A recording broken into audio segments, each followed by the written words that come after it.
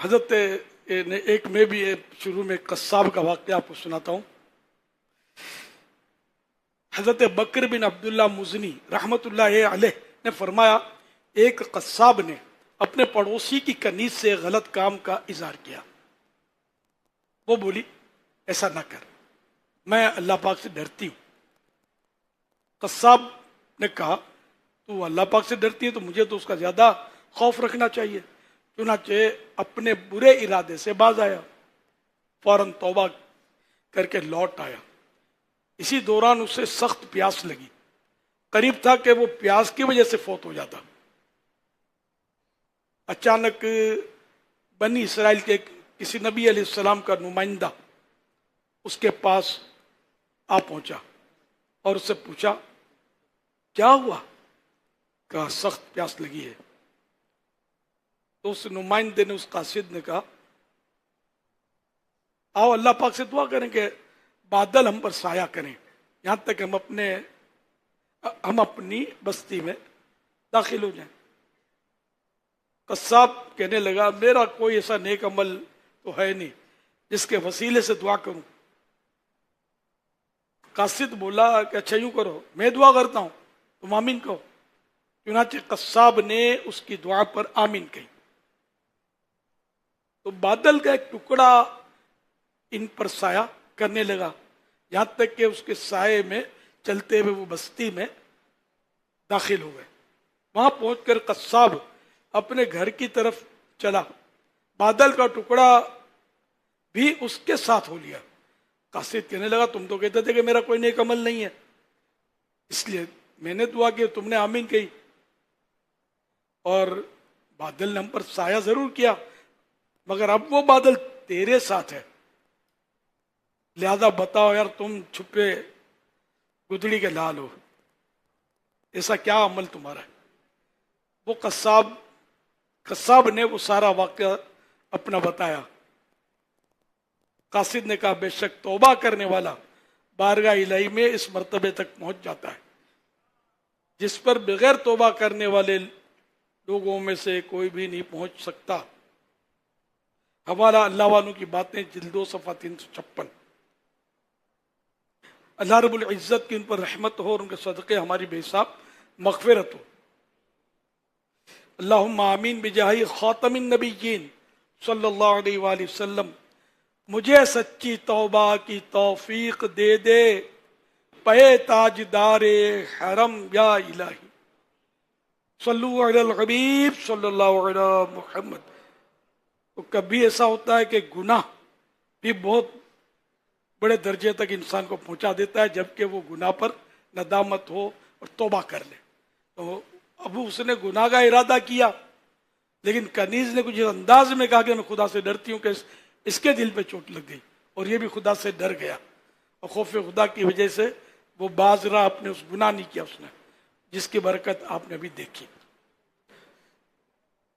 اللہ پاک ہم سب کو بھی گناہوں سے بچنے، اللہ پاک اپنے خوف سے ہمیں اپنے دل کو آباد کرے اور ہم گناہوں میں نہ پڑے.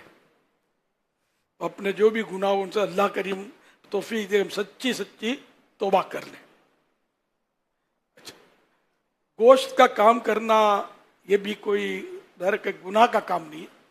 حلال روزی کمائے اور درست طریقے پر کمائے تو اس کی بھی مطلب پذیرائی کے لیے عرض کروں کہ حضرت صحابی رسول حضرت ابو عبداللہ زبیر بن عوام رضی اللہ عنہ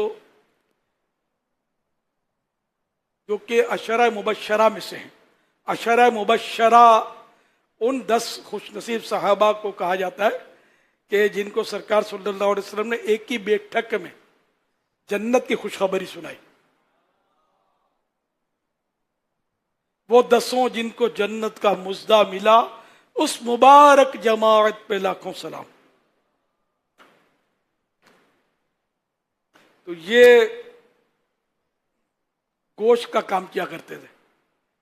یہ جنتی صحابی جن کو سرکار صلی اللہ علیہ وسلم نے براہ راست ڈائریکٹ جیتے جی جنتی قرار دیا، ان کا کام تھا گوشت کا. حضرت عمرو بن عاص اور حضرت عامر بن قریظ रदी अल्लाह अनुमा, ये दोनों साहबा भी गोश्त बेचा करते थे, गोश्त फरोश थे।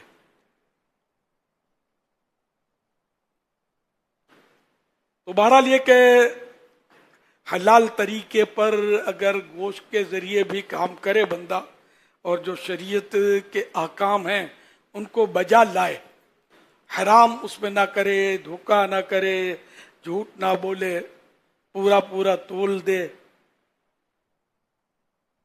जो हड्डियां वजन में नहीं डालनी होती जिसका रवाज होता है वो ना डाले, जो छीछड़े निकालने होते हैं वो वजन में ना तोले बल्कि निकाल दिया करे।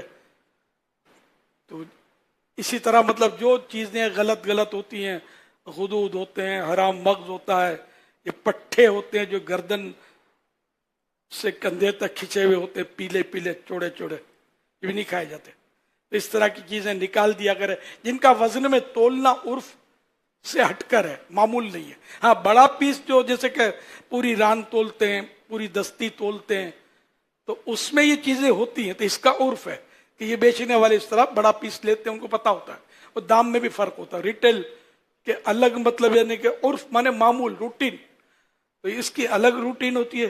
रिटेल में जो थोड़ा थोड़ा काट के देते हैं और वो बड़ा पीस देते हैं, उसकी अलग रूटीन होती है। तो जो अपनी रूटीन है इसके मुताबिक हलाल तरीके से कारोबार करे, धोखा ना दे।